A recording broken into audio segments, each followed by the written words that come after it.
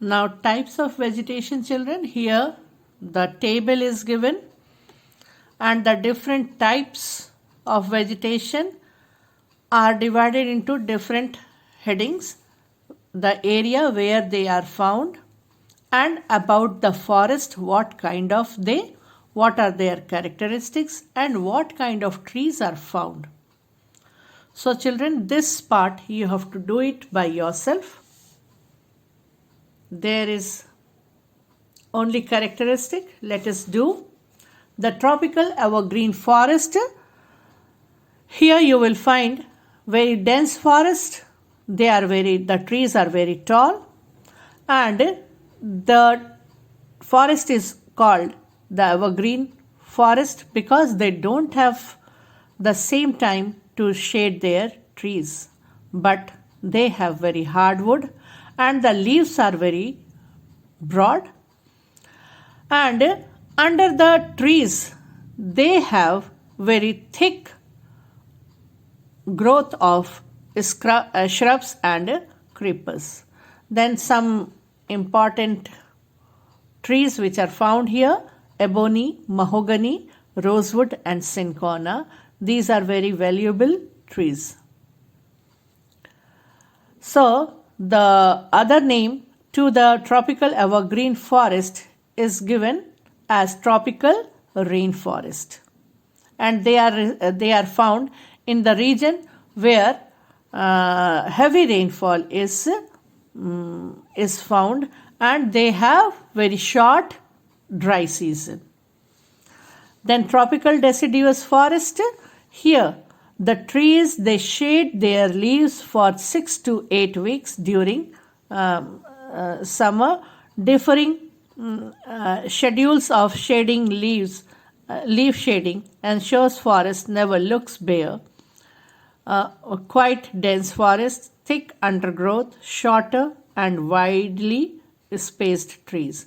So here in the tropical evergreen forest, children, you have found the very dense forest, but here you will find a very proper gap between the trees. But this deciduous forest we have such forest. Okay, and now the trees are shading their leaves, and the main trees of this forest is teak, sal, sandalwood, bamboo, shisham and mahua. So teak, sal, bamboo, shisham, mahua, these are very much common in our region. You might have seen also. And now thorn forest, they are found where in Rajasthan, Gujarat, Punjab, Haryana and some drier part of Uttar Pradesh, Madhya Pradesh and Deccan Plateau. Here the characteristic of these forests, the trees are shorter and they are widely scattered, means they are not found at one place, and the trees are short in height but they have long deep roots. Why? Just in search of water for their survival.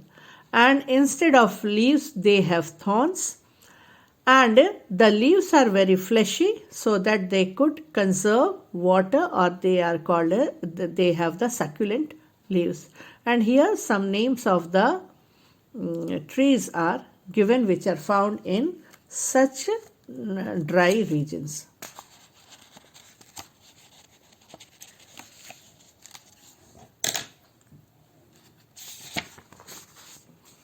Now mountain forest, by name itself you can understand that it is found in the mountainous zone. The characteristic is deciduous forest found in the Himalayan foothills. Means just at the beginning of the Himalayas, there again the deciduous forests which are shading their leaves for 4 to 6 months or 6 to 7 months, weeks. And vegetation which are found here, again sal, bamboo, okay, these trees. Now tidal forest, they are found in the delta regions like Eastern coast, the deltas found by the Ganga, Brahmaputra, Mahanadi, Godavari, Krishna, Kaveri. So these tidal forests are especially found along the eastern coast of our country. The other name given to them is mangrove forest. So the special characteristic of this forest is they have the breathing roots, means their roots are seen above the ground, and the trees which is found here is called as Sundari trees. So the name given to these forests is also Sundar Bans. Now let us see the importance of the forest. Forests play a major role in the economy of our country. They provide us with plenty of useful products. Timber is the major product obtained from the forest. Okay, so many industry depends on it, and they have plenty of products which are beneficial for our living. And among them, timber is the most important. Hardwood trees such as sal, teak, rosewood, sandalwood, and bamboo provide us with valuable timber for making furniture, doors, windows, handicrafts, railway, sleepers, and for construction purposes. Coniferous trees such as pine, spruce, deodar, and silver fir provide softwood, which is used for making plywood, packing boxes, matchsticks, paper, and newsprint. So different variety of forest are serving in a different way. Forests also yield a host of other minor products such as lac, resin, gum, medicinal herbs, fruits, dyes, honey, cellulose, grasses, and leaves. Forests play a protective role by maintaining the ecological balance. They absorb carbon dioxide and release oxygen. So, the forests are also called as green lungs.